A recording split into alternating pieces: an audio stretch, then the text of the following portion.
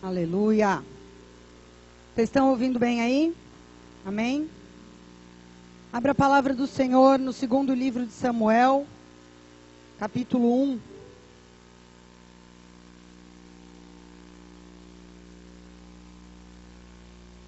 Vamos ler a partir do verso 17.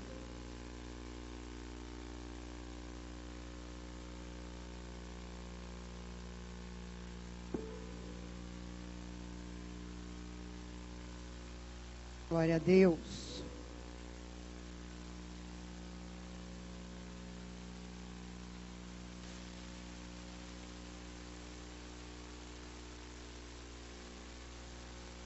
Diz assim: E lamentou Davi a Saul e a Jonatas, seu filho, com essa lamentação, dizendo que ele ensinassem aos filhos de Judá o uso do arco.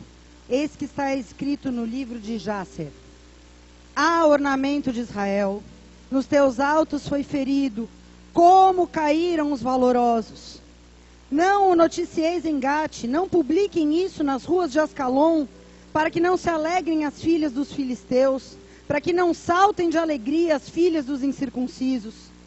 Vós, montes de Gilboa, nem orvalho, nem chuva caia sobre vós, nem haja campos de ofertas alçadas, pois aí desprezivelmente foi arrojado o escudo dos valorosos, o escudo de Saul, como se não tivesse sido ungido com óleo. Do sangue dos feridos, da gordura dos valentes, nunca se retirou para trás o arco de Jonatas, nem voltou vazia a espada de Saul. Saul e Jonatas, tão amados e queridos na sua vida, também na sua morte não se separaram, eram mais ligeiros do que águias, mais fortes do que leões. Vós, filhas de Israel, chorem por Saul, que vos vestia de escarlata em delícias, que vos fazia trazer ornamento de ouro sobre vossas vestes. Como caíram os valorosos no meio da guerra. Jonatas, nos teus altos foi morto. Angustiado estou por ti, meu irmão Jonatas. Quão amável me eras, mais maravilhoso me era o teu amor do que o amor de mulheres. Como caíram os valorosos e pereceram as armas de guerra. Até aí, amém? Curva a tua cabeça, fecha os teus olhos, vamos orar mais uma vez. Pai querido e amado, em nome do teu precioso Filho Jesus, nesse nome poderoso, nós nos colocamos diante da tua palavra. Essa não é uma palavra de homens, não é uma palavra de sabedoria persuasiva, mas é uma palavra que saiu do alto, Pai. E nós oramos para que a tua palavra se cumpra sobre nós, para que a tua palavra venha e saia dos céus nessa noite como uma flecha, atravessando a nossa alma e o nosso espírito, nos sondando, fazendo separação das motivações. Ó meu Deus, revelando aquilo que nós não podemos ver com os nossos olhos naturais. Eu te peço, abre os nossos olhos para que possamos ver. Abre os nossos ouvidos para que possamos ouvir, Senhor. Pois verdadeiramente Tu és o Senhor dos exércitos e nós somos os soldados da última hora. Ah, meu Senhor, dá-nos a entender, Senhor, quais são as armas de guerra que temos que preservar. Como podemos restaurar essas armas se elas foram danificadas no meio da batalha, Senhor? Em nome de Jesus, visita cada homem valoroso, cada mulher valorosa. Pai, são tantas pessoas amadas e queridas nessa noite aqui reunidas. Dá-nos a entender, Senhor, como podemos usar Tuas armas de guerra para nos proteger da morte nesse tempo. Em nome de Jesus Cristo, nós oramos e desde já Te agradecemos porque Tu és poderoso para nos vivificar nessa noite. Amém e amém. Graças a Deus.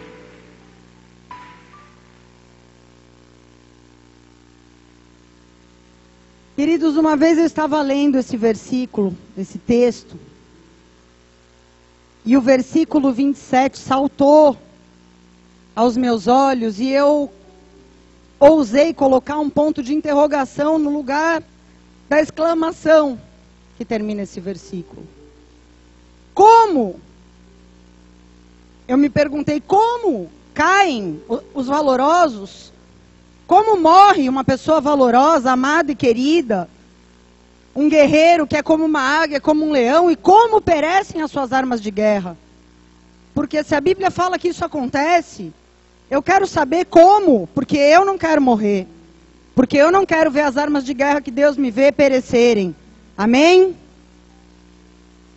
E há algum tempo já esse versículo começou a me incomodar muito. E eu comecei a orar pedindo para que o Senhor me falasse mais a respeito disso.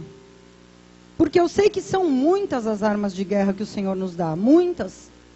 Mas eu sei também que há armas que são mais importantes. Né? Num exército também é assim. Há armas que são fundamentais, sem as quais um exército não pode avançar. E há armas que são armas de apoio. Que são armas de calibre menor. Que são para conflitos menores.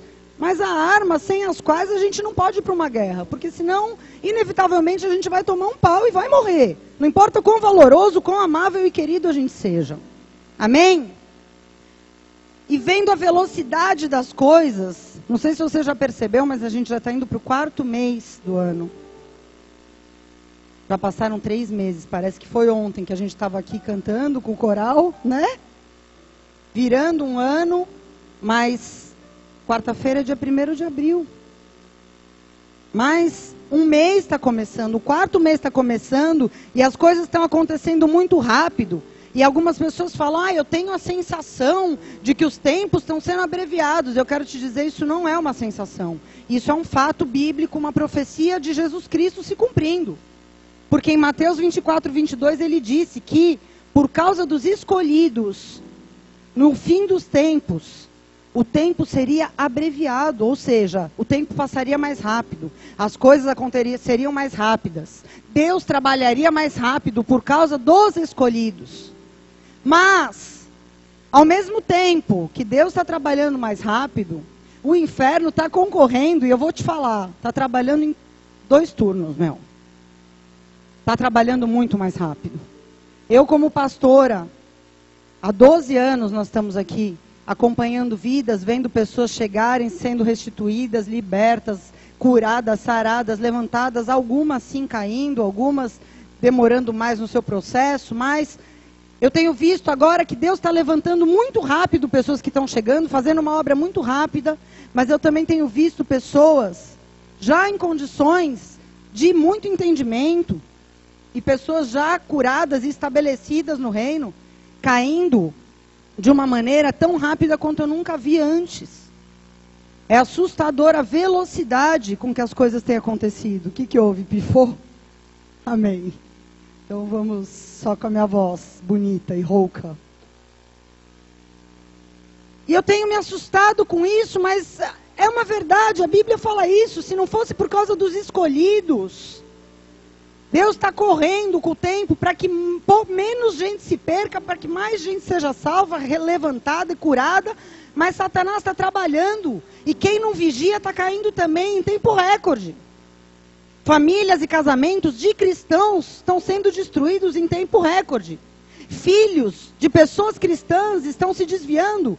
Assim, um dia está na igreja, sábado que vem está no mundo e o que aconteceu, como é que foi, onde começou, ninguém sabe.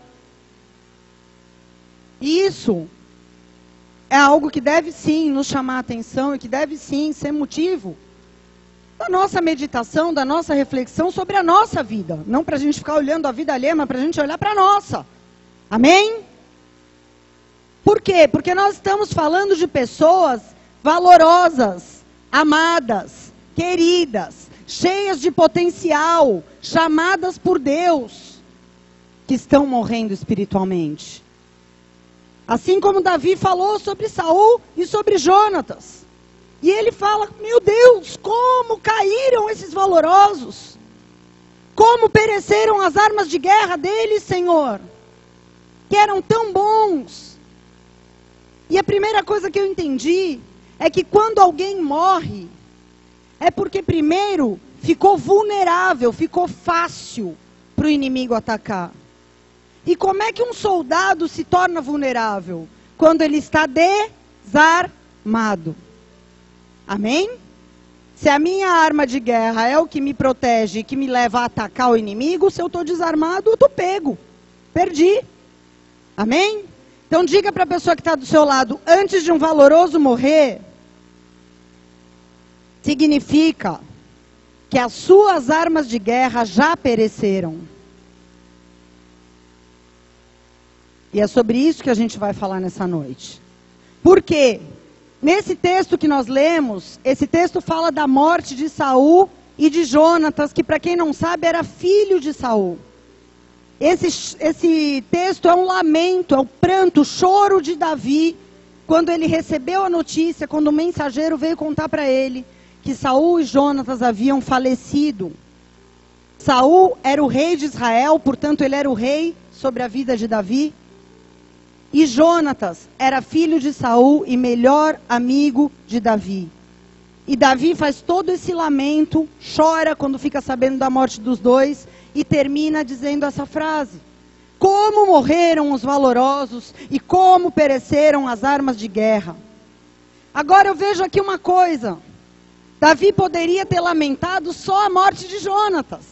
Porque afinal de contas, se você conhece a história, Saul ficou anos perseguindo Davi para matá-lo. Saul odiava Davi, tinha inveja de Davi, tinha medo de Davi tomar o trono. Ele queria destruir Davi e ele passou anos com essa inveja consumindo ele. E todos os esforços dele eram para matar Davi. Mas, mesmo assim, Davi reconhecia que Saul era um homem que era valoroso, que havia sido chamado por Deus. E se você ler a história de Saul lá no começo, fica muito claro quem ele era. Porque na verdade Davi poderia ter sido rei de Israel depois da morte dele, como um rei bem-sucedido. Não precisava ter acontecido tudo isso. Amém? A gente vê na história da vida de Saul que ele foi um homem que teve um encontro com o profético, que teve a sua vida mudada, porque a Bíblia diz que no dia que ele se encontrou com uma companhia de profetas, ele se transformou num outro homem, que ele foi um bom rei até um determinado momento, que ele foi obediente até um determinado momento. Então, Davi olhou para o filme, ele não olhou para o cara que estava perseguindo ele há alguns anos, ele olhou para um homem que tinha um chamado valoroso para cumprir diante de Deus. Um homem que resolveu desviar do caminho do Senhor, mas que nem por isso deixava de ter o seu valor, porque Deus nos ama incondicionalmente, mas as nossas escolhas podem nos levar para um caminho de morte. A Bíblia também diz isso. Amém? E como que morreu esse valoroso? Ele morreu como qualquer pessoa que é valorosa morre. E a Bíblia fala isso em breves versículos em 1 Crônicas 10, versículo 13 e 14. Como é que morreu Saul? Diz aqui: morreu Saul por causa da sua infidelidade para com o Senhor, porque ele não guardou a palavra do Senhor, e também porque ele buscou uma adivinhadora para consultar, e não buscou o Senhor. Então o Senhor o matou, e transferiu o reino dele a Davi, filho de Jessé. Então, a receita básica para uma pessoa valorosa morrer está aqui em 1 Crônicas 10. Seja infiel a Deus, não guarde a palavra do Senhor, busque conselho com ímpios e não busque ao Senhor. Assim você vai morrer e tudo que era para você viver vai ser transferido para outro. É assim, infelizmente, né? Então, era amado? Era querido? Era valoroso? Era, mas morreu antes do seu tempo, morreu sem cumprir o que foi chamado para fazer, e levou ainda o seu filho junto, porque um pai louco, que é infiel, que não guarda a palavra, que não busca a Deus, ele leva a sua família com ele na sua morte. Então não adianta nada eu ser um valoroso morto antes do tempo, amém? O que adianta eu ser um valoroso que morreu antes do tempo? Adianta alguma coisa? Vamos ser valorosos que cumprem até o fim tudo que Deus tem a nosso respeito. Amém? E para isso, amém.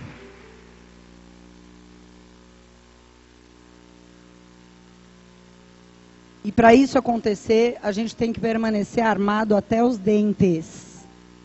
Por isso que eu quero falar não é sobre a morte, é sobre o antes da morte. O que aconteceu antes? Porque antes de morrer, a arma pereceu. Eu quero falar sobre as armas espirituais. Davi lamentou, não só a morte, mas Davi lamentou que eles tinham visto as suas armas perecerem. E nessa guerra que a gente está envolvido, Deus tem nos dado armas espirituais. E todo armamento, quem cumpriu o exército sabe. O exército periodicamente é passado em revista, sim ou não? Quantos já cumpriram o exército? O brasileiro não cumpre, né? Fala que é caolho, fala que manca. Ninguém cumpre, né?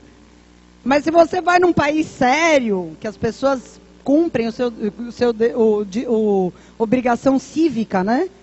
De servir a pátria no exército, periodicamente, não só os homens, mas os seus armamentos são passados em revista. Porque se o cara vai para uma batalha, para uma guerra, com um tanque, com um fuzil, né, com alguma coisa que não está funcionando, ele está pondo não só a sua vida em risco, mas a vida do seu batalhão. E assim é também com o exército de Deus. Amém? Por isso nós temos que passar as nossas armas em revistas. Por quê, pastora? Porque está escrito assim: porque embora andando segundo a carne, nós não guerreamos segundo a carne. Porque as armas da nossa guerra não são carnais, mas espirituais, poderosas em Deus para demolir fortalezas. 2 Coríntios 10, 3 e 4. Amém? Então, queridos, orando sobre as muitas armas que Deus tem dado ao seu exército, que é a igreja, 4 me chamaram a atenção e sobre elas eu queria compartilhar com vocês nessa noite. A primeira arma é piedade com contentamento. Diga, piedade com contentamento. Pastor, o que é piedade? Muita gente confunde piedade com misericórdia, e não é a mesma coisa, tá? Piedade é devoção, respeito e temor com relação às coisas de Deus. E o que é piedade com contentamento, pastora? É fazer tudo que se relaciona a Deus, contente com isso, sem achar que isso é um peso, sem achar que isso é um fardo, sem achar que isso é um saco. Por quê, pastora? Porque a piedade sem o contentamento tem um nome: religião. Amém? Portanto, isso eu estou falando para vocês as conclusões que eu vou chegando, tá? Portanto, se eu estou vivendo uma vida de piedade com contentamento, eu estou protegido da religiosidade. E isso é tão importante no tempo que a gente está vivendo. Tão importante. Por isso, aqui em 1 Timóteo 6, verso 6, se você quiser marcar, não precisa ler. Paulo diz o seguinte: de fato, é grande fonte de lucro a piedade com o contentamento. Quantos querem ser ricos espiritualmente, milionários espiritualmente? A piedade com contentamento, a Bíblia diz que é uma grande fonte de lucro. Por que Paulo está falando isso? Que para a vida de quem exerce a piedade com contentamento, ela é uma grande fonte de lucro. Grande fonte de lucro, não me entenda mal, não quer dizer que você só vai ganhar, que você nunca vai perder nada, que você não vai ter luta, que você não vai ter problema, que você não vai passar por aflição, mas quer dizer que se você viver uma vida de temor, devoção, respeito às coisas de Deus, se alegrando com isso, se isso for o teu prazer, você vai ser rico espiritualmente, você vai se sentir preenchido espiritualmente e você vai se sentir saciado espiritualmente. Porque o que uma pessoa rica não tem falta é aquilo que ela está recebendo. Amém? Você vai ser saciado, enriquecido no espírito, mesmo com lutas, mesmo com aflições, mesmo com tribulações, mesmo com decepções. Quando você olhar para a tua vida anterior, sem Jesus, você vai falar: eu passo por tudo isso, mas hoje, espiritualmente, eu estou no lucro. É isso que Paulo está falando aqui. De fato, grande fonte de lucro é a piedade com contentamento. Então, se eu começo a me relacionar com as coisas de Deus como uma obrigação, motivado por medo, ou porque eu me sinto cobrado por algo ou por alguém, essa arma de guerra já apareceu na minha vida. Eu estou entrando num terreno perigoso da religiosidade. Uma religiosidade que é vã, vazia, que não vai me preencher, que não vai me edificar, a qual eu vou entrar e sair muitas vezes de cultos, de células, de seminários, de conferências, e nada vai mudar. Eu vou sempre sair como eu entrei, porque a religiosidade, ela bloqueia o meu espírito de receber o novo de Deus a cada dia. Isso é muito perigoso.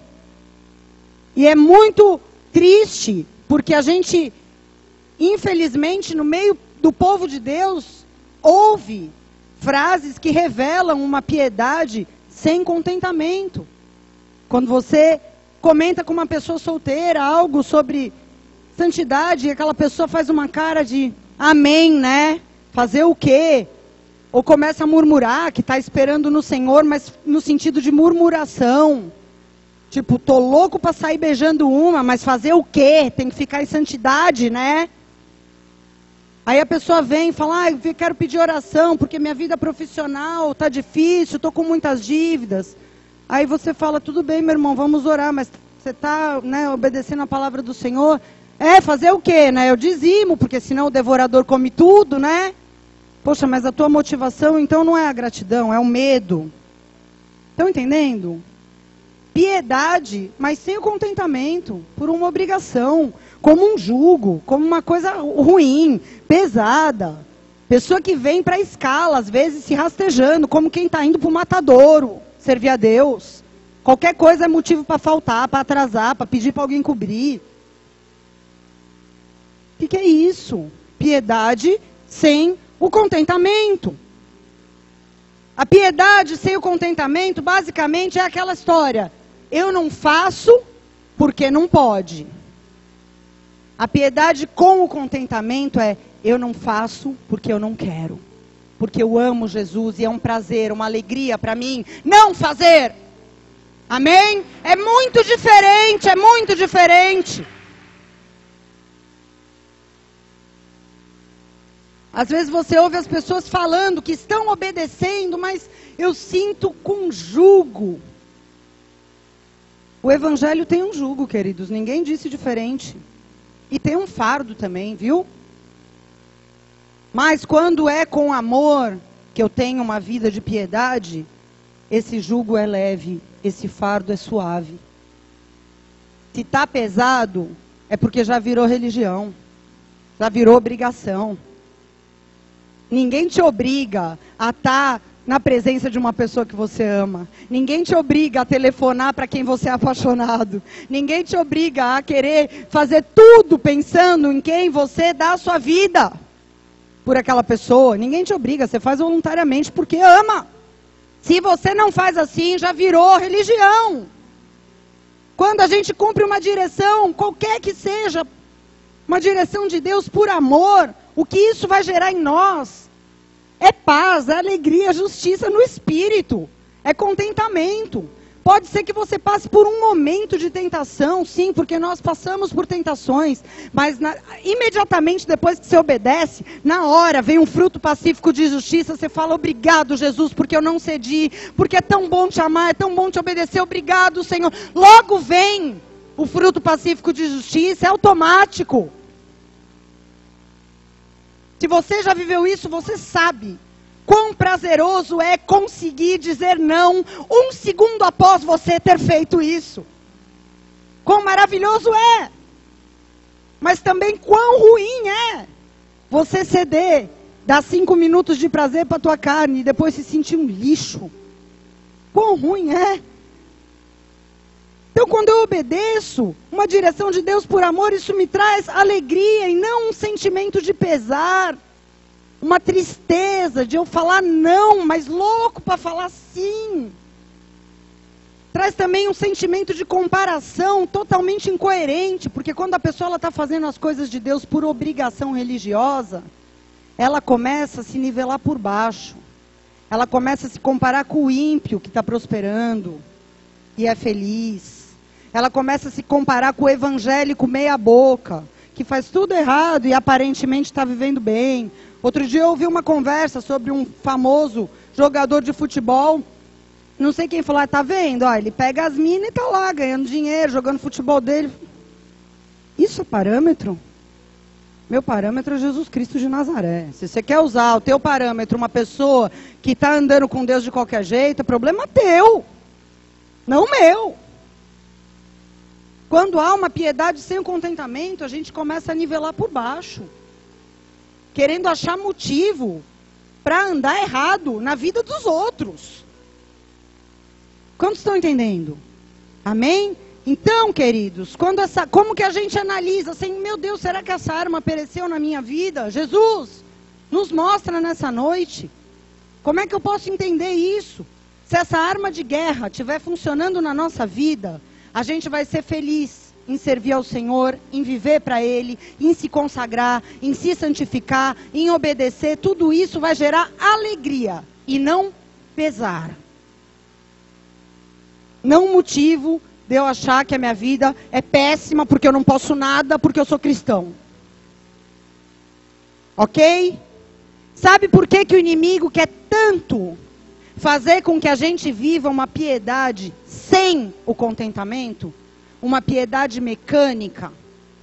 Porque se a gente virar religioso, é uma questão de tempo até a gente cair e virar motivo de escândalo. É uma questão de tempo. Ninguém consegue ficar em santidade muito tempo se não for por amor. É impossível, eu ouso dizer. Impossível. Você fica por um tempo. Depois de um tempo, meu irmão, você não aguenta. Você se joga nos braços de Satanás e vai pro gol. Se não for por amor, não consegue. A piedade sem contentamento, ela tem data e hora para acabar. Então o diabo é louco para meter a gente numa vida ativista, religiosa, que a gente bate o nosso cartãozinho, cumpre a nossa obrigaçãozinha, vira as costas e vai embora, até que a gente tome a decisão de chutar o balde, chutar a cruz e viver aquilo que tanto tempo a gente cultivou, né?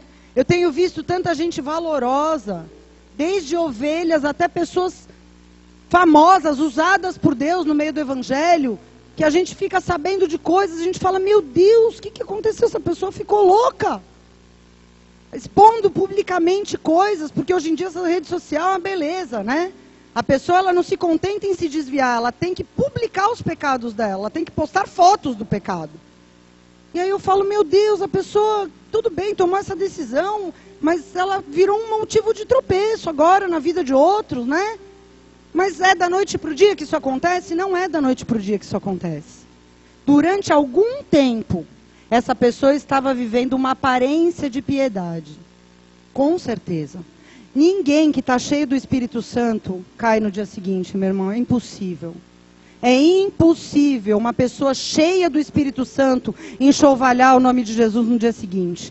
Há um processo entre estar cheio, deixar de ser cheio e então chutar o balde a ponto de não estar nem aí para o escândalo que se tornou para o nome de Jesus, para a vida de outras pessoas. Há um processo e esse processo pode ser abortado. Se eu e você olharmos para a nossa vida e falar, opa, cadê o meu contentamento? Cadê a minha alegria em andar com Deus? Cadê a minha alegria da salvação? Senhor, restaure em mim a alegria. Porque se eu perdi, Senhor, essa noite eu quero restaurar. Amém? Em nome de Jesus.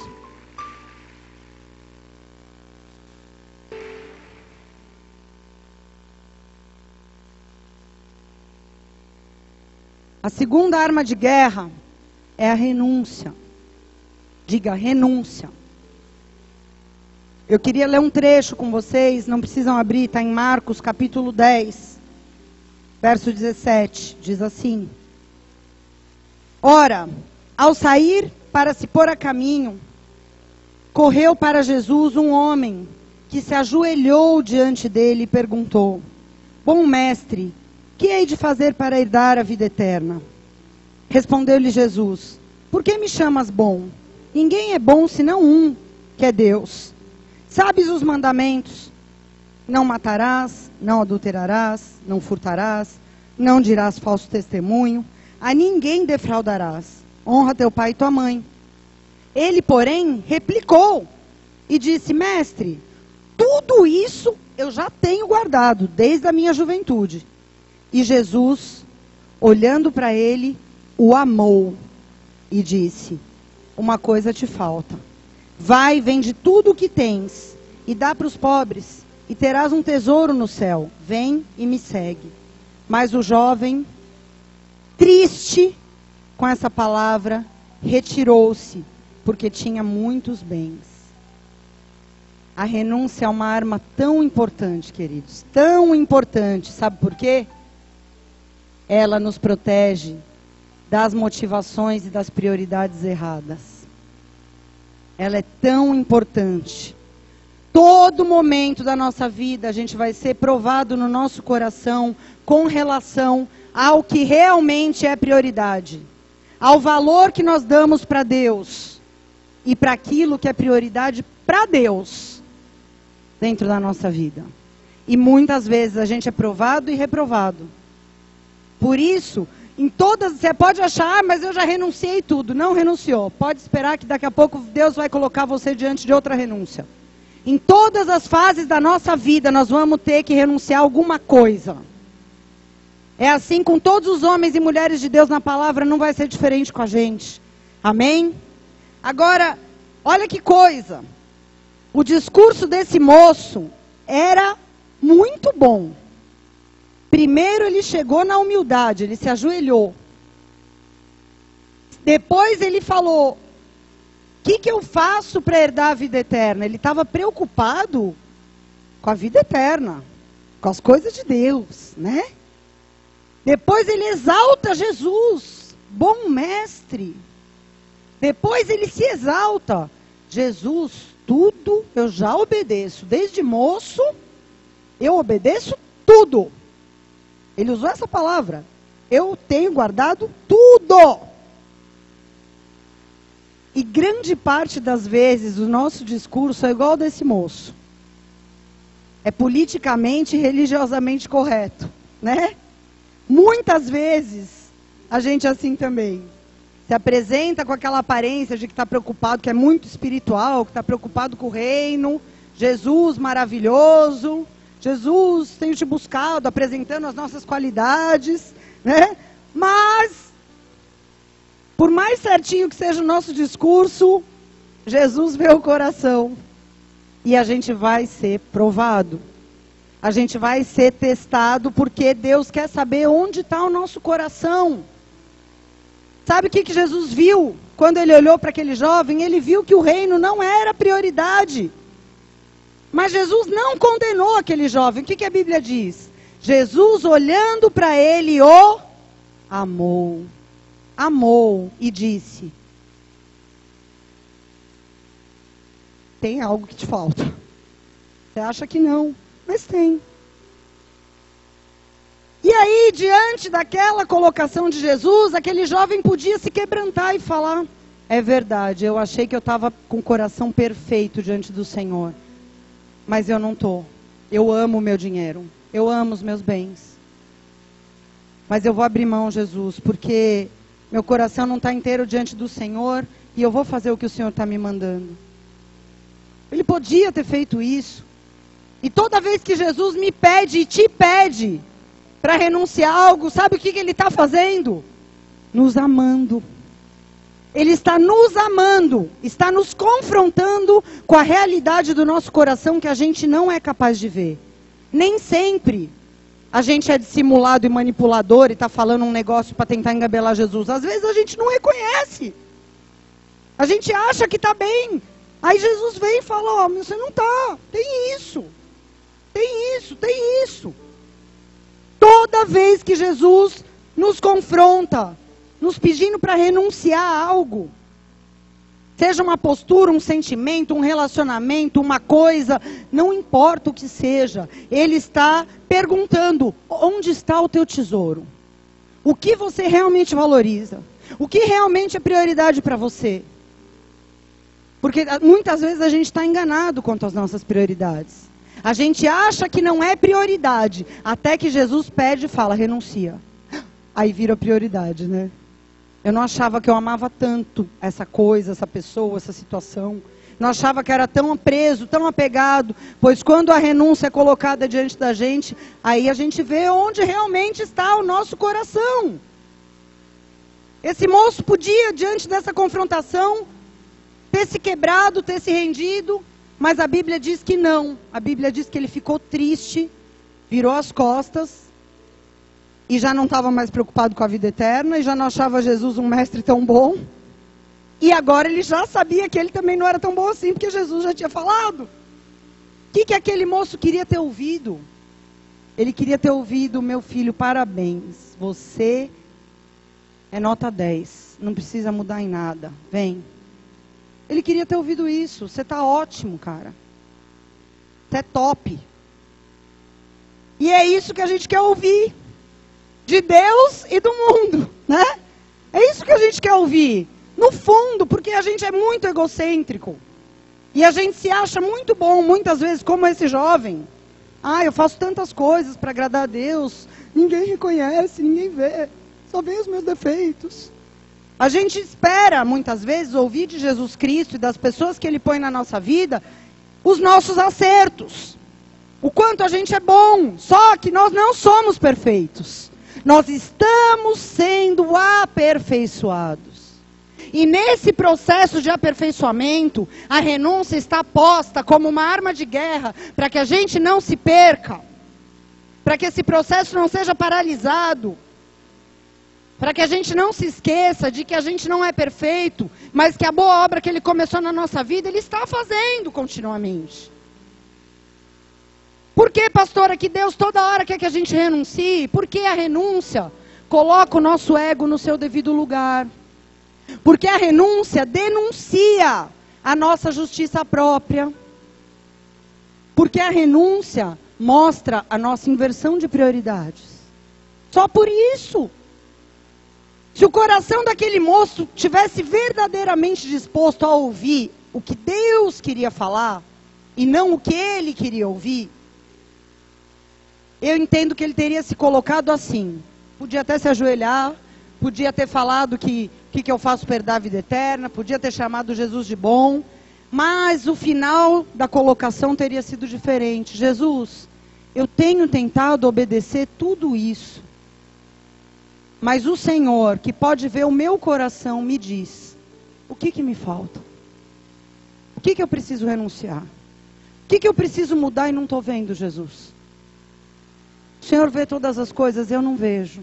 Me fala, porque eu quero renunciar. O final teria sido diferente. Vocês conseguem entender isso?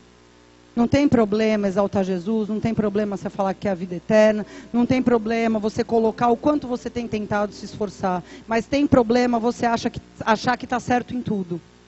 Isso tem problema. E tem mais problema ainda, é quando Jesus te confronta e fala: você nisso não está certo. Isso te falta. Você virar as costas e sair triste, melindrar, não querer, não aceitar. Preferir ficar abraçado com a tua prioridade do que mudar para a prioridade de Deus na tua vida. Amém? Em Provérbios 20, verso 6, é um versículo que eu acho fabuloso, que diz o seguinte: muitos há que proclamam a sua própria bondade, mas o homem fiel, quem o achará? Na linguagem nossa de hoje, tem muita gente proclamando o quanto é bom, o quanto faz as coisas certas, o quanto é dedicado a Deus, à obra. Tem muita gente se autoproclamando bom, mas tem pouca gente se dirigindo a Deus, buscando o amor dele em forma de confronto. Jesus me ama, me limpa, me confronta. Quanta gente busca a Deus assim? Quantos? Quantos são capazes de fazer esse tipo de oração? Jesus, eu quero renunciar, eu quero ser limpo, eu quero dar a volta para outro lado se eu estou indo pelo lado errado, eu quero renunciar o que for, porque eu te amo. Quantos? Quando a gente olha para o início da igreja, no livro de Atos, se você pegar o livro de Atos e ler o modo de vida daquelas pessoas, era uma renúncia total. Essa arma era poderosa nos nossos primórdios como igreja. E hoje eu vejo essa arma perecendo cada vez mais. Pessoas cada vez menos dispostas a renunciar. Pessoas como esse moço, que vão com Jesus bem, até que Jesus mostra algo, que elas saem tristes. E muitas vezes até nem saem da igreja, mas fala, parei aqui. Eu vou até aqui só. Daqui para frente eu não quero. Ficam, se sentam e passam seus anos assim. Mas isso não é o reino. O reino é mais. O reino é a gente crescer de bebê para adolescente, para um adulto, para um maduro na fé. Há um processo que não pode ser interrompido, e ele é interrompido quando a arma da renúncia perece na nossa vida. Amém, queridos? A terceira arma é andar na verdade. Diga, andar na verdade. No Salmo 25, o salmista diz assim: a ti, Senhor, elevo a minha alma. Deus meu, em ti confio. Não seja eu envergonhado. Não triunfem sobre mim os meus inimigos. Não seja envergonhado nenhum dos que esperam em ti. Envergonhados sejam os que sem causa procedem traiçoeiramente. Faze-me saber os teus caminhos, Senhor. Ensina-me as tuas veredas e guia-me para andar na tua verdade. Essa é a arma que nos livra da vergonha. Eu não sei se você fez essa oração, mas eu já fiz algumas vezes. E Deus falou para mim, você não precisa fazer essa oração, é só você andar na verdade. Algumas vezes eu já orei, Senhor, se um dia eu for envergonhar o teu nome, tira a minha vida antes. Quantos já oraram isso? Eu prefiro morrer do que envergonhar o teu nome. Por favor, Senhor, não permita jamais que isso aconteça. Tira a minha vida antes. E Deus falou, você não precisa disso. Eu não preciso tirar a tua vida. É só você andar na verdade, nunca sair dela, porque você nunca vai me envergonhar. E nem você vai ser envergonhado, e nem os inimigos vão triunfar sobre você. Amém? Então, se você não quer ser envergonhado, e se você não quer envergonhar o nome de Deus na tua vida, ande na verdade. O ponto é que as pessoas têm trocado a verdade de Deus por outras coisas. Muita gente troca a verdade de Deus por sonhos, por visões, por profetadas, por manifestação de dom que não é acompanhada de caráter de Cristo. E eu preciso falar uma coisa para vocês. Nós podemos ter sonhos, visões, isso é bíblico. Nós recebemos palavras proféticas, isso também é bíblico. Nós podemos manifestar dons do Espírito, isso também é bíblico. Mas, desde que nós façamos junto com isso o que a Bíblia nos manda fazer. 1 Tessalonicenses 5:21. Ponha tudo à prova e retenha o que é bom. Tudo tem que ser provado. Por quê? Porque o nosso coração é enganoso.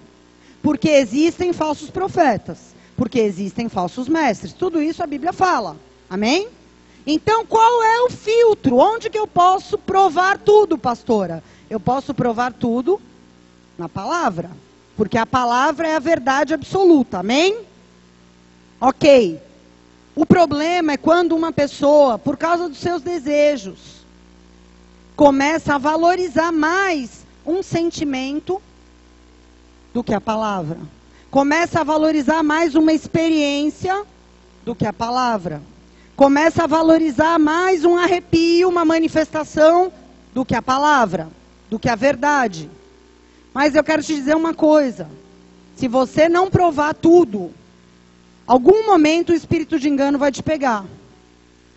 Porque o nosso coração é enganoso, é tendencioso e é inclinado a fazer a nossa vontade. É verdade ou não é? É uma luta da carne contra o espírito, né? A nossa carne tem vontade própria. O nosso espírito quer mais de Deus, quer buscar a Deus, mas a nossa carne batalha contra o nosso espírito.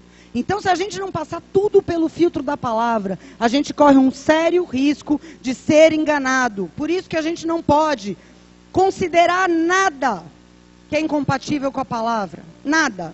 Por mais bonito que a pessoa fale, por mais espiritual que aquela situação pareça, por mais que o meu coração palpite, vamos para a palavra. Se não bateu com a palavra, é anátema, não serve para mim. Vou jogar fora, vou desprezar. Amém? É assim que funciona. A gente não pode colocar dons acima do caráter. Porque outro dia eu ouvi de uma pessoa que estava vivendo há muitos meses em pecado e um dia Deus constrangeu essa pessoa procurou, confessou e ela confidenciou para nós, falou, olha, eu achava que eu não estava tão errado assim, porque Deus ainda me usava. E nós dissemos para essa pessoa, mas o dom não é teu, o dom é do Espírito. Não basta ser usado, você tem que ser aprovado. E qual é o parâmetro da aprovação? Obediência à palavra, andar na verdade, caráter de Cristo. Amém? Então não se empolgue com manifestação de dom, nem na vida de alguém que te fala alguma coisa e nem na sua. Porque o que importa é a obediência e o caráter. O dom é do Espírito, ele usa pela misericórdia de quem está recebendo a bênção. A gente tem que tomar muito cuidado, porque eu vejo pessoas valorosas, amadas, queridas, com potencial, sendo enganadas e sutilmente saindo da verdade, deixando de andar na verdade e saindo fazendo loucuras. E aparentemente, no começo dessa loucura, parece ser, olha, vai tudo bem, mas vai tudo bem até a página 12. Porque não adianta você achar que você vai andar fora da verdade e não vai ser envergonhado. Não tem como, queridos, não tem como. Eu vejo tanta gente boa, que aí de repente vem um sentimento louco, uma paixão avassaladora no coração da pessoa, e a pessoa começa a distorcer tudo e põe o nome de Deus no meio, e aí fica contra todo mundo e fala, gata, se Deus é por nós, quem será contra nós? Vamos embora desse lugar que nosso amor é incompreendido. E não é um, não é dois, não é três, são dezenas e centenas. E aí depois volta arrebentado. Não porque não foi abençoado, é porque andou fora da verdade. Não tem como. Passam os anos e inevitavelmente essa pessoa é envergonhada. Porque a Bíblia diz assim. Cara, eu estava vendo um programa anteontem, que eu estava sapeando os canais, um canal nada a ver, eu nem sabia que existia, Net Cidade, canal podre, né? Misericórdia. Aí eu vi lá que era Momento dos Orixás. Eu falei, deixa eu ver o que esse cara tá falando. Aí tinha um cara com um bruxo maior que ele de cera atrás dele. Falei, meu, quem assiste isso, né? A estátua é maior que o apresentador. E ele falando, meu amigo, minha amiga, siga seu coração. Não importa, mesmo que todos estiverem contra você. Siga seu coração. E se no fim não der certo, pelo menos você tentou. Não se arrependa. Aí ele falou, antes de nós fazermos uma oração ao bom Jesus de Praga, vamos ouvir uma música. Aí entrou uma música romântica, lá em inglês, uma sombra de um casal nu no meio do fogo. Eu falei, gente, é exatamente isso que acontece, né? Porque ele está dando conselho para a pessoa ir para o inferno. Aí eu fiquei pensando naquilo, eu falei, bom, se o programa existe é porque alguém assiste, né? Alguém deve achar bom. Mas e quando esse tipo de pensamento pega uma pessoa que conhece a verdade, cara? Quando uma pessoa sai da igreja com esse tipo de pensamento, vai viver... Eu estou dando um exemplo de área sentimental, mas pode ser para qualquer área, tá? Quando uma pessoa decide andar fora da verdade, conhecendo a verdade, tendo sido declarada a verdade de Deus para a vida dela com relação a qualquer assunto. Isso é só um exemplo, vida sentimental, porque é o que mais traga a gente para fora. Por isso que eu estou usando esse exemplo. É o que mais Satanás usa para arrastar as pessoas. Mas pode ser em qualquer área.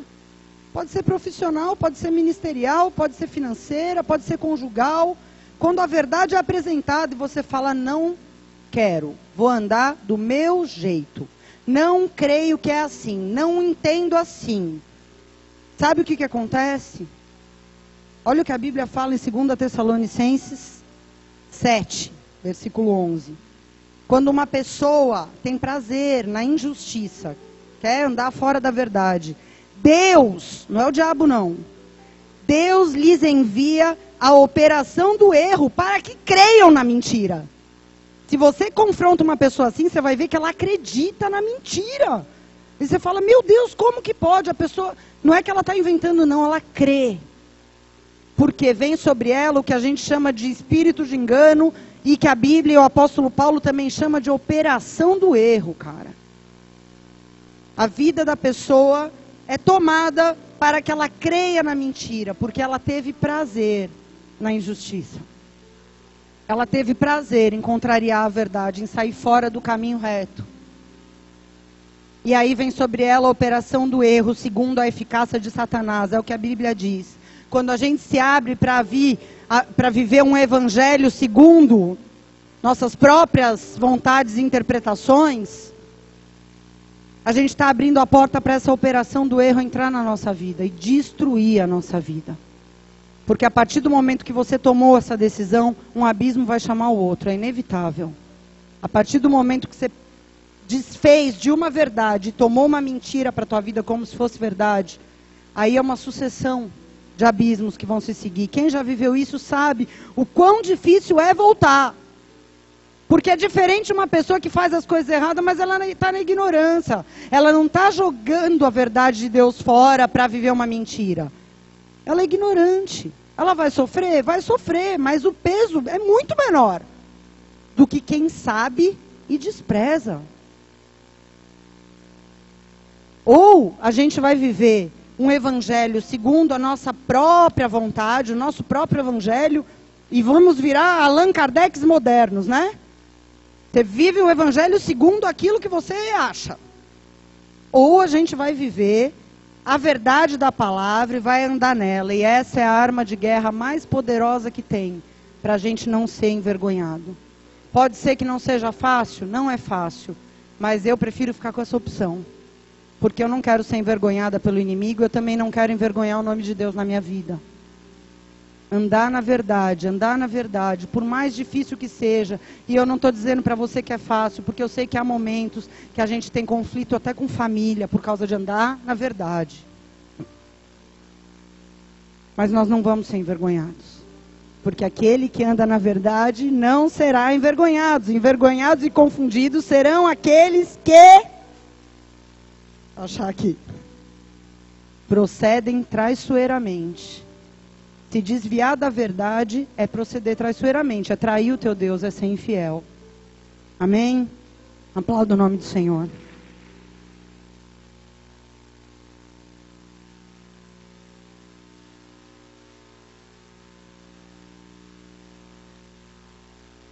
A quarta arma é a comunhão com o corpo de Cristo. Você pode dizer isso? Comunhão com o corpo de Cristo. Não sei se vocês têm lido, mas eu acredito que muitos têm acompanhado muitas manifestações na internet de pessoas que se dizem cristãos, se auto-intitulam, né? Cristãos desigrejados. Quantos já viram isso? Como se fosse possível, né? Pessoas que dizem, eu sou igreja, eu não preciso congregar. Não que congregar seja sinônimo de ter comunhão, porque você pode congregar e se isolar na congregação e não ter comunhão. Ok? Mas congregar é o princípio para eu ter comunhão. Sem congregar eu não vou ter comunhão. É um meio pelo qual eu terei comunhão. Eu acho que uma pessoa que diz uma coisa dessa, uma besteira dessa, ela nunca entendeu o significado da palavra eclésia, que é assembleia do povo. O que é assembleia? Existe assembleia de um? Não. Assembleia é uma congregação, é um ajuntamento. Amém? Nós somos parte da igreja, nós somos membros de um corpo. Nós somos pedras vivas de um edifício vivo que se chama igreja na face da terra.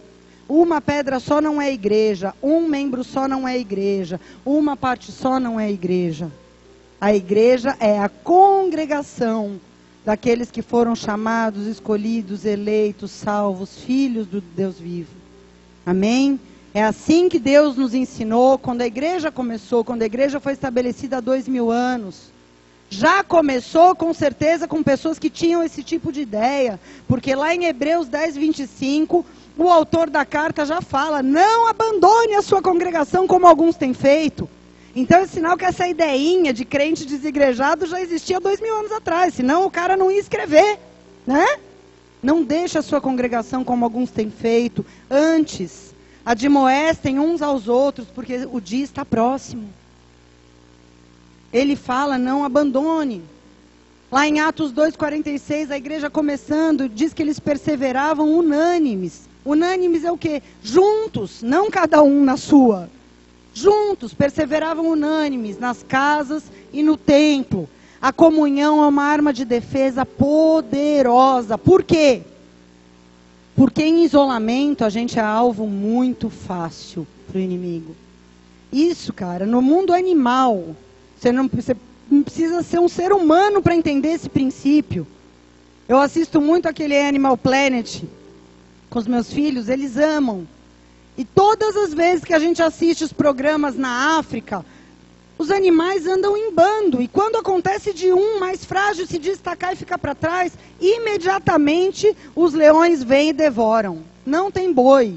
Pode ser um elefantinho bonitinho, os leões não tem dó. Pode ser uma girafinha tchuc-tchuc, não tem dó. Ficou para trás, meu irmão, já era. Saiu do bando, perdeu. Isso, um animal irracional entende, mas tem ser humano que não entende. Que acha que não tem problema se isolar, que não tem problema andar sozinho. Se isso é uma lei no mundo animal, isso é uma lei também espiritual. Porque em comunhão, em grupo, em conjunto, unidos uns aos outros, a gente não vai morrer. Não tem como. Você só morre se você estiver em isolamento, porque você vai morrer e ninguém vai saber. Ninguém vai perceber que você está morrendo, porque você não anda com ninguém. Quem vai dar falta de alguém que não está junto? Ninguém, né? Nunca teve junto, não conheço, não sei quem é, não estou sabendo o que a pessoa está passando, não tem como darem falta. É por isso que essa lei espiritual existe e por isso o inimigo investe tanto para gerar desentendimento, melindre, mágoa, confusão entre irmãos da igreja. Entre irmãos da igreja. Porque se mesmo congregando, você for ferido e a partir dessa ferida não resolvida, você deixar de ter uma visão de que você precisa andar junto com o corpo. Se mesmo congregando você falar: ah, não, tudo bem, deixa pra lá, mas eu também não me importo mais com essa pessoa. Se você e eu não perdoarmos, se a gente não relevar, se a gente não superar as nossas diferenças, porque nós somos muito diferentes. Sabe o que vai acontecer? Mesmo congregando, você não precisa se desviar para isso acontecer, não. Você vai se isolar e você vai fazer exatamente aquilo que a Bíblia diz para eu e você não fazermos. 1 Coríntios 10, 21. Está nos comparando esse trecho como se nós fôssemos membros de um corpo humano. Ele diz assim: o olho não pode, diga não pode, dizer para a mão: eu não preciso de ti. E a cabeça não pode dizer aos pés: eu não preciso de vós. Diga, não pode. Por que não pode? Versículo 14. Porque o corpo não é um membro, mas muitos. Então você não pode dizer que você não perdoa, que você não quer mais saber do outro, que você não se importa, que você não releva. É teu irmão. É teu irmão. Porque hoje é com um, amanhã é com dois, amanhã, depois de amanhã é com três.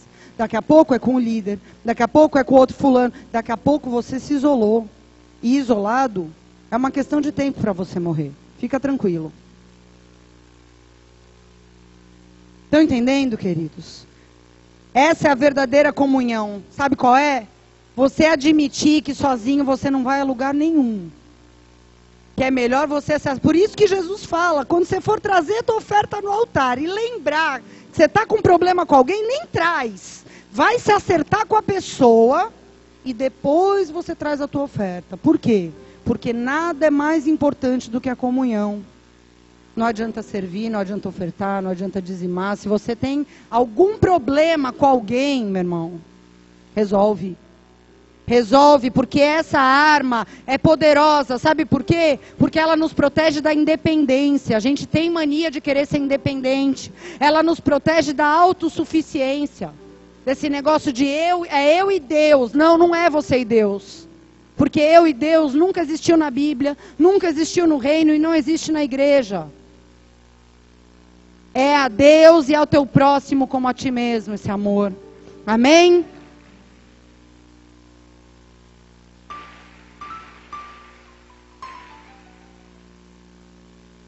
Quando a gente acha, o sintoma da gente perceber que essa arma está perecendo na nossa vida, é quando a gente tem esse sentimento. Talvez a gente não fale, eu não preciso de fulano, de cicrano, ou melhor, eu não preciso de ninguém.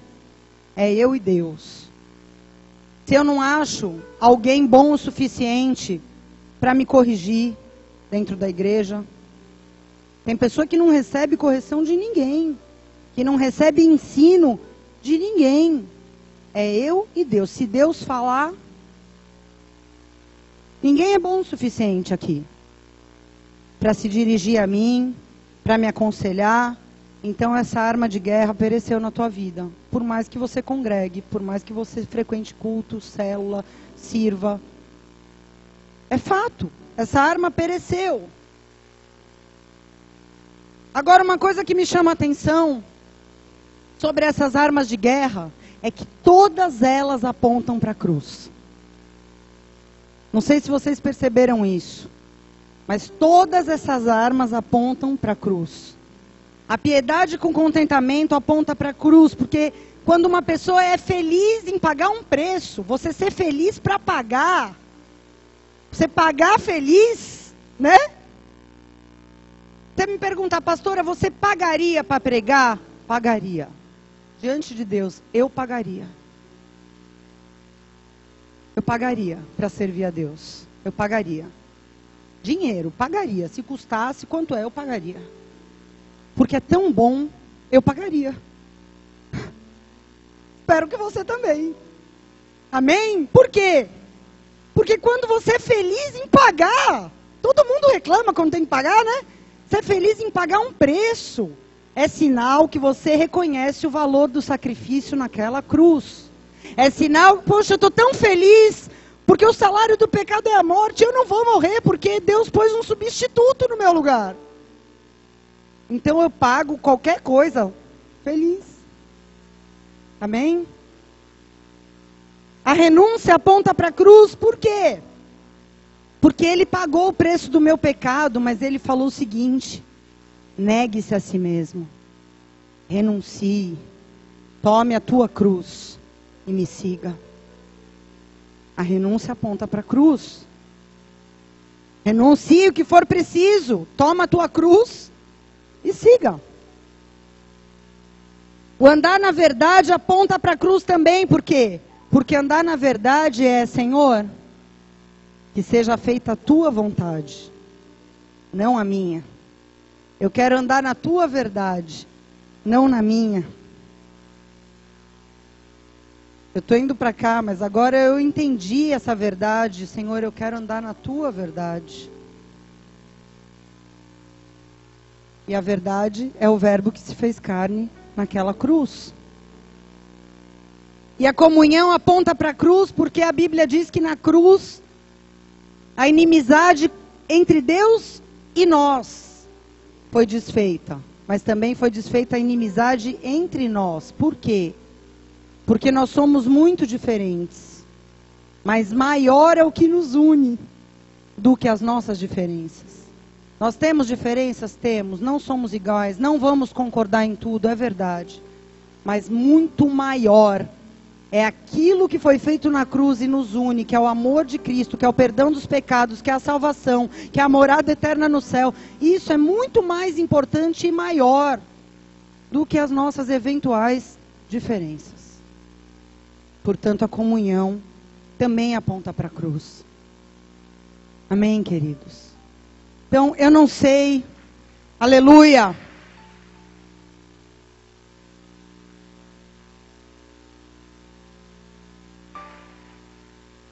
Eu não sei qual é o estado que você entrou aqui hoje. Eu não sei qual é o estado das tuas armas de guerra.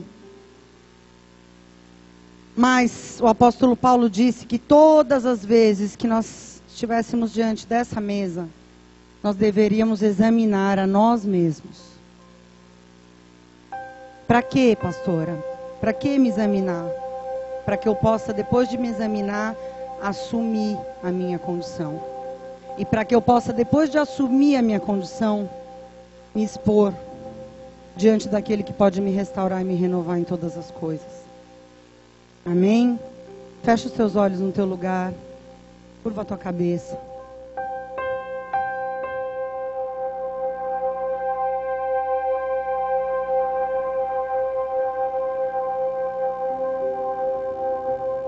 Aleluia. Eu gostaria primeiramente de orar por você que talvez esteja nos visitando hoje ou que está voltando para a casa do Senhor. Talvez você diga, eu nem sei o que é isso, pastor, eu estou vindo aqui pela primeira vez. Mas eu quero te dizer que há algo que pode mudar na tua vida essa noite, que é tomar uma decisão. Ainda que você não conheça. Mas se há um desejo no teu coração de conhecer a Deus e de receber armas de guerra que vão te proteger e que vão te ajudar a caminhar com Ele de hoje em diante, eu quero te ajudar a orar. Foi o Espírito do Senhor que trouxe você aqui nessa noite. Não veio porque quis. Você pode ter achado que veio porque quis, mas não veio.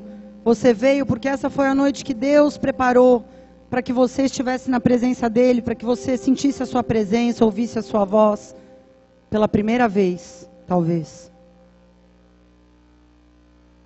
Para que você saiba que você é valoroso, que você é amado, que você é querido, e que Deus quer fazer de você um soldado, e que Ele quer te dar armas. A começar pela salvação. Por isso, se esse é o desejo do teu coração, onde quer que você esteja, eu quero que você levante a tua mão direita bem alto, porque eu quero orar com você. Eu não posso orar por você, mas eu posso orar com você. Se esse é o teu desejo, não deixa que nada te impeça de fazer essa oração, porque a Bíblia diz que se você confessar com a tua boca, e se você crer no teu coração que Jesus é o Senhor, você vai ser salvo. É com a tua boca e não com a minha. Por isso, se esse é o teu desejo, levanta a tua mão direita bem alto. Eu quero te ajudar a orar. Amém? Você que levantou a tua mão, diga assim comigo. Senhor Jesus, nessa noite, eu entrego ao Senhor, a minha vida. Eu quero me despojar, da minha velha natureza, dos meus velhos conceitos.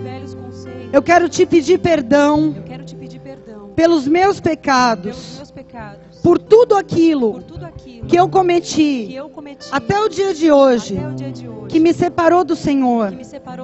Eu te peço, abre os meus olhos, abre os meus ouvidos, para que eu possa enxergar pelos teus olhos, para que eu possa ouvir a tua voz me conduzindo a partir de hoje, na tua verdade, para uma nova vida. Que o teu Espírito Santo venha habitar em mim, fazendo de mim uma nova criatura. E eu me coloco diante do Senhor para receber não somente o teu Espírito, mas as armas espirituais que acompanham a salvação. Em nome de Jesus. Amém. Continua com a tua mão levantada, eu quero orar por você. Pai, eu te louvo e te agradeço, Senhor, por cada homem e por cada mulher que nessa noite faz esse ato de devoção, de entrega, de rendição à tua presença.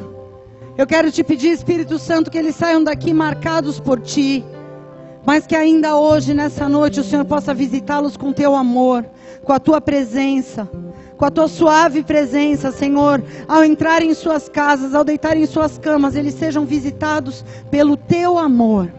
pelo teu amor que despedaça, Senhor, todo jugo, pelo teu amor que desfaz cadeias, pelo teu amor que nos convence de todas as coisas. Espírito Santo, sela-os para o teu dia, sela-os para o teu dia, pois desde já eles são parte da família de Cristo, e como igreja nós os abençoamos e os recebemos, em nome de Jesus. Queridos, vocês que fizeram pela primeira vez essa oração, nós queremos muito poder dar um abraço em vocês e dizer o quanto vocês são importantes. Queremos anotar o nome de vocês para que a gente possa orar por vocês, porque essa decisão não é fácil, mas todo mundo que está aqui um dia tomou essa decisão, e a gente quer poder orar para que você não volte atrás, para que você seja fortalecido para continuar decidido naquilo que você acabou de dizer. Amém? Antes de ir embora, não vá sem antes passar no balcão da luz vermelha, para que você receba um abraço nosso, para que a gente possa fazer essa oração por você. Ainda com as cabeças abaixadas, antes da gente participar da ceia, eu queria que a gente tivesse um momento diante do Senhor.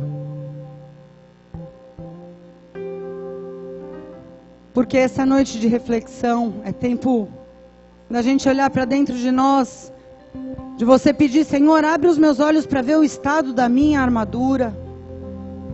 Senhor, me ajuda a ver qual o estado das minhas armas de guerra. Quanto contentamento, Pai, há na minha vida. Quão disposto, Senhor, eu estou a renunciar algo que me custa. Se eu for surpreendido nesse dia por algo da parte do Senhor, será que eu estou disposto? Quão aliado, Senhor, eu estou com a Tua palavra. Se nós temos andado em algo fora da Tua verdade, Pai, que o Teu Espírito Santo possa, com Teu amor nessa noite, reparar a nossa arma de guerra. Se há alguma mácula, Senhor, na nossa comunhão com o corpo de Cristo, se algo ainda tem nos machucado, Senhor, se há algum membro ferido aqui nesse lugar, ferido na comunhão com o corpo, Senhor, em nome de Jesus. Sabe, quando eu terminava essa palavra, eu orava, eu via muitas armaduras caindo do céu sobre pessoas. Mas eu creio no meu coração que isso acontece à medida que a gente assume, à medida que a gente expõe para o Senhor a nossa condição.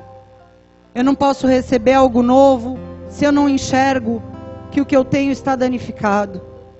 Eu não posso pedir para o Senhor renovar e restaurar e trocar as minhas armas se eu olho para mim e vejo que ela está funcionando bem quando ela não está. Por isso nós vamos adorar a Deus, mas eu queria que você diante do Senhor se apresentasse, para que esse armamento caia do céu sobre você na medida que a gente adora. Em nome de Jesus. Oriana Labassou. Senhor, som dos nossos corações nessa noite, ó Pai. Não importa se você é obreiro, não importa. Você é um soldado do exército, o Senhor dos exércitos está olhando para você, Ele está olhando para o teu coração.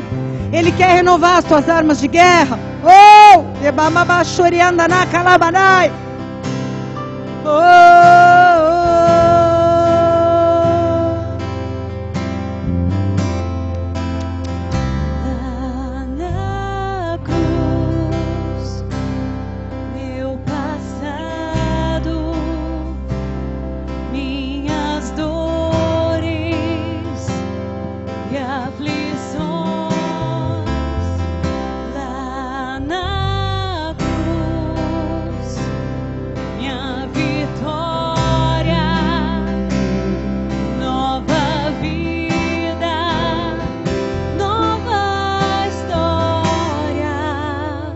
Sangue derramado,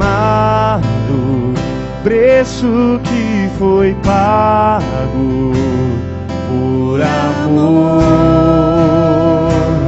a mim. Poderes ou palavras nada se compara, Nada se compara ao grito que foi Nada se dado, compara. está consumado. Oh, oh, oh, oh, oh, oh, oh,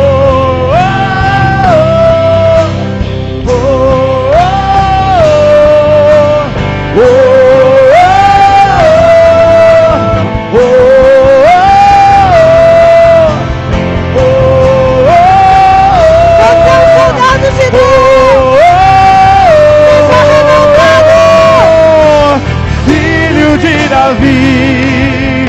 Preciso de um milagre, tem misericórdia de mim. Quebra as correntes, cura minhas feridas, o grito já foi dado na cruz. Oh, filho de Davi, preciso de um milagre, tem misericórdia de mim. Quebra as correntes, cura minhas feridas, o grito já foi dado na cruz. Na cruz, meu passado, minhas dores, lá na cruz, minha vitória, nova história. Sangue derramado, preço que foi pago por amor a mim. Poderes ou palavras, nada se compara ao grito que foi dado, está consumado. Oh, oh, oh, oh, oh, oh,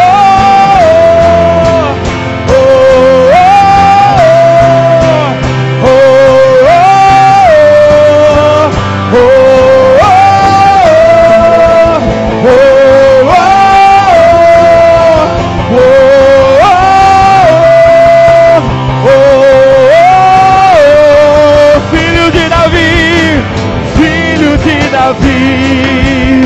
preciso de um milagre, tem misericórdia de mim. Quebra as correntes, cura minhas feridas, o grito já foi dado na cruz. Oh, filho de Davi, preciso de um misericórdia de mim. Quebra as correntes, cura minhas feridas, o grito já foi dado na cruz. Filho de Davi, filho de...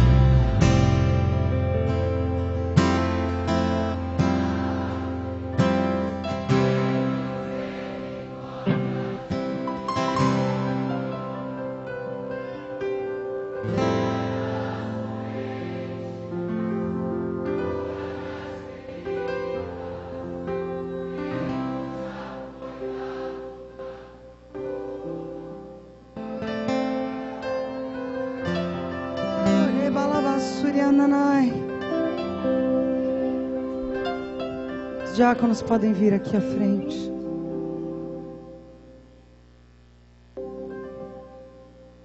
Verdadeiramente, poderes e palavras não podem se comparar àquilo que foi feito na cruz.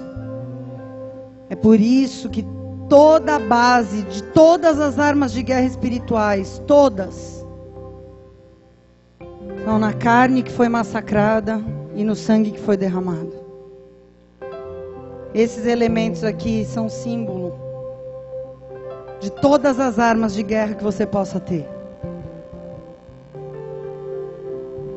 Nada que o poder de Deus possa realizar na tua vida é maior do que isso aqui. Nada que a palavra de Deus possa te dizer é maior do que isso aqui. Isso é a base de tudo. Se não fosse aquele sacrifício seguido da ressurreição, nada adiantaria. Essa é a base da nossa vitória. Essa é a base da tua vitória, da restituição daquilo que foi perdido, da regeneração das tuas armas de guerra, se alguma não estava funcionando. A sinceridade do teu coração faz com que essas armas te tragam renovo e munição. Porque os dias são maus, maus. E como a gente precisa dessas armas mais do que nunca. Mais do que nunca. O Senhor me deu uma palavra em Jeremias 45. E em alguns dias que eu estava passando por muitas aflições, eu falava, Jesus, me dá uma palavra. E Jesus me falava a mesma. Aí passava alguns dias, vinha um dia de muita luta, eu falava, Jesus, me dá uma palavra. Ele me falava a mesma. Mais de 5 vezes isso aconteceu. E diz mais ou menos assim: o Senhor diz acerca de ti. Você diz, o Senhor acrescentou tristeza à minha dor. Mas eu te digo, esses são dias maus, são dias que eu destruirei lugares e pessoas em toda a terra. Mas a ti, eu darei por despojo a tua alma ficará viva. Não busque coisas grandes, se alegre porque eu guardarei a tua alma. E essa palavra tem me fortalecido. Verdadeiramente a gente tem que se contentar em ser um soldado armado e vivo. E essas armas nos lembram disso. Amém? Vamos orar por esses elementos. Pai, em nome de Jesus Cristo, nós oramos pelo pão e pelo cálice, por tudo aquilo que simbolizam em nós e para nós. Santifica esses elementos e nos santifica, pois eles são base da nossa fé, são um memorial para nós. Em nome de Jesus. Amém. Os diáconos e presbíteros vão servir e nós vamos esperar uns pelos outros. Amém? Enquanto nós adoramos ao Senhor.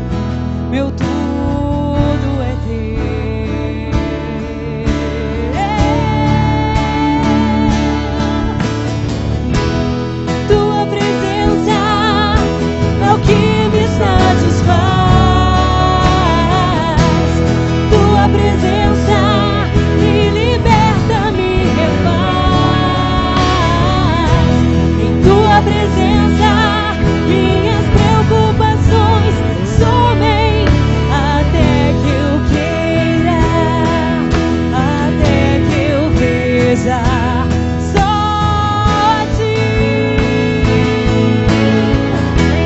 Tua presença é o que me satisfaz. Tua presença me liberta, me refaz. Tua presença, minhas preocupações somem até que eu queira, até que eu veja só a ti.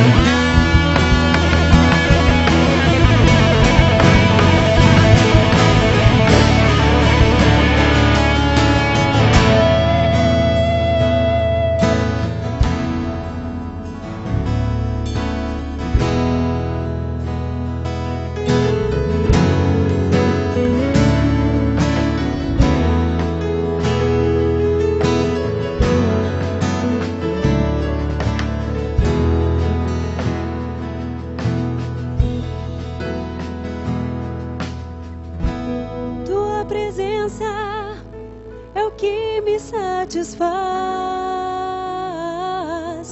Tua presença me liberta, me refaz. Em tua presença minhas preocupações somem até que eu queira, até que eu veja só a ti. Tua presença é o que me satisfaz. Tua presença me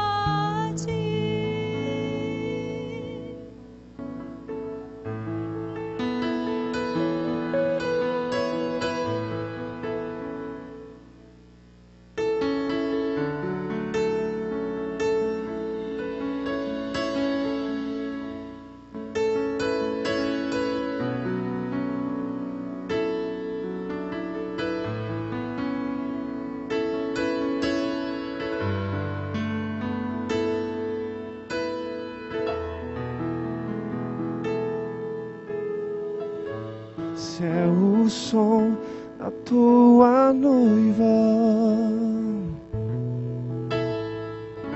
Esse é o som da tua igreja apaixonada,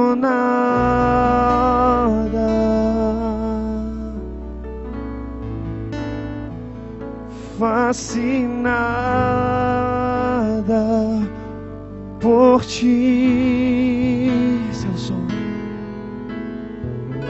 Esse é o som da tua noiva.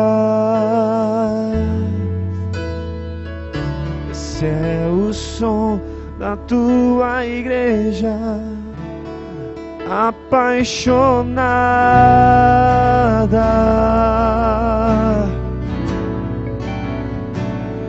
fascinada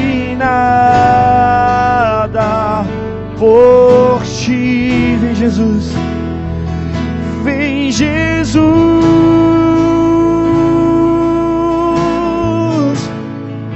e toma o teu lugar.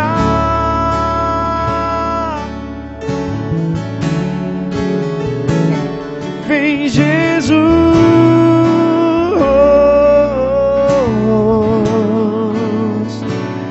vem dançar.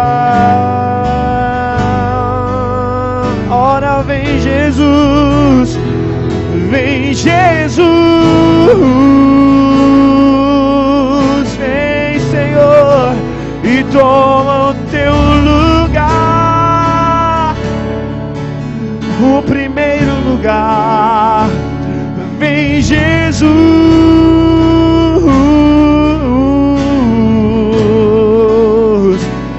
vem dançar.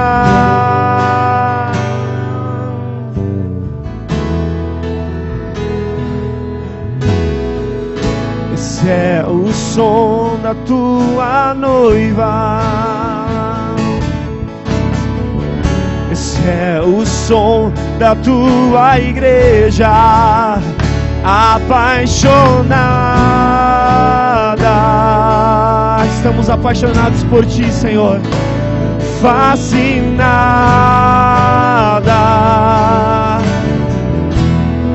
Esse é o som. Esse é o som da tua noiva. Esse é o som da tua igreja apaixonada,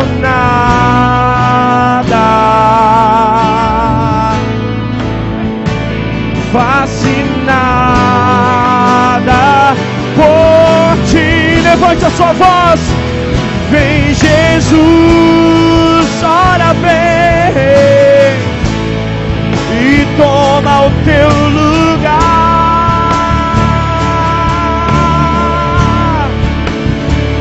Vem Jesus,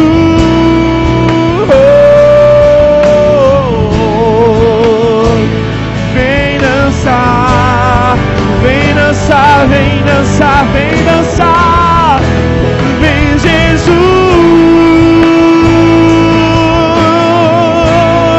e toma o teu lugar.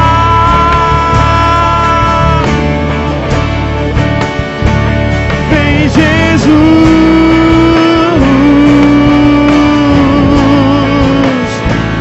vem dançar. Então dance com Ele nessa noite. Então dance, então celebre. Nós te amamos, Senhor, de todo o coração.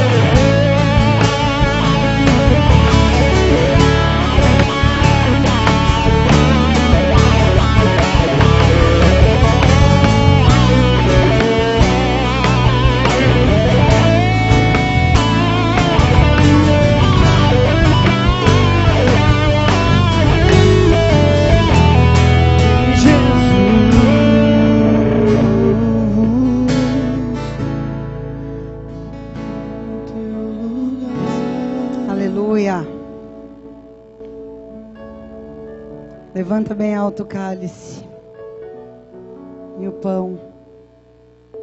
Como é precioso esse momento na tua presença, Senhor. Como é bom saber que o Senhor nos tirou um dia do reino das trevas, Pai, e nos transportou para o reino do Filho do teu amor. Nós éramos como ovelhas perdidas, como ovelhas que não têm pastor. Mas o Senhor se fez pastor das nossas vidas. Nós somos gratos, Jesus. Nós somos gratos. Porque o Senhor nos olha como valorosos, nos olha como amados, nos olha como queridos. Troca o cálice com algumas pessoas que estão perto de você. Fala, seja renovado, soldado. Seja renovada, soldada. Que as tuas armas não pereçam. E que você não morra sem antes viver tudo que Deus preparou para a tua vida. Em nome de Jesus. Amém.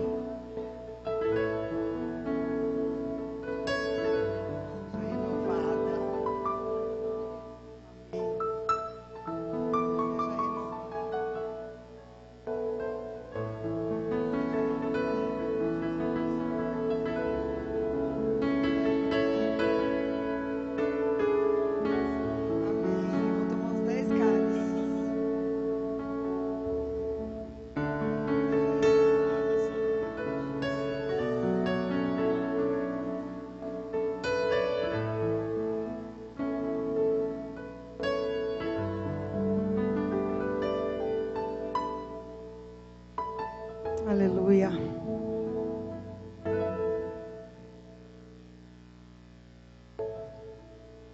Nós celebramos esse momento diante do Senhor, como Ele instruiu os seus discípulos na noite em que Ele foi traído, tomando pão, dizendo: isso é meu corpo que é dado por vós, e tomando o cálice, dizendo: essa é a nova aliança, é a nova aliança no meu sangue. Fazei isso todas as vezes que se reunides em memória de mim. Por isso, nessa noite, Senhor Jesus, em memória do Senhor, em memória do teu amor, em memória do teu sacrifício, nós comemos e bebemos do pão e do cálice em nome de Jesus. Vem, Jesus, e toma o teu lugar.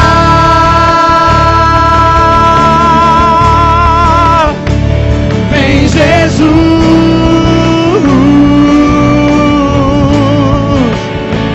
vem dançar. Vem dançar. Vem, Jesus, e toma o teu lugar.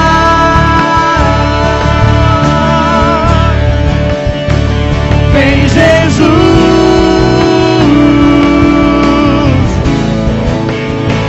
vem dançar. Ora vem, Senhor Jesus, ora vem.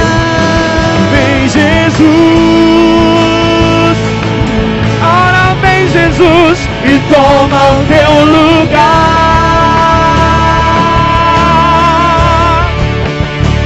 Vem, Jesus,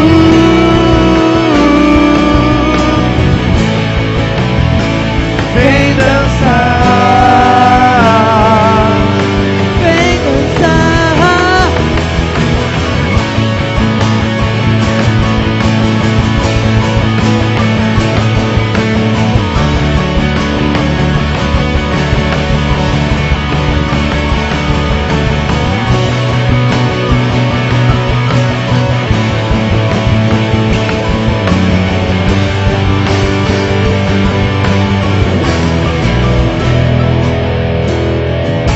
Corações apaixonados,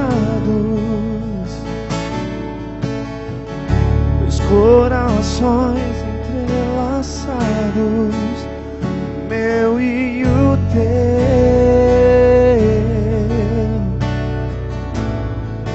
meu amado e eu. Os corações, os corações apaixonados,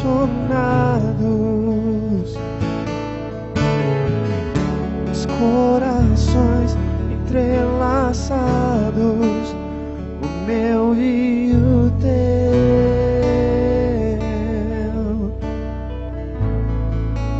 meu amado e eu. Vem Jesus, vem Jesus.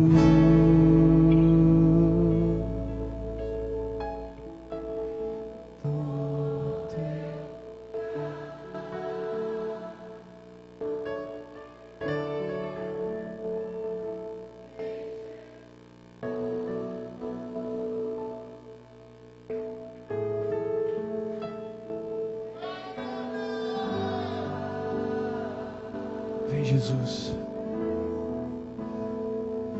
vem Jesus.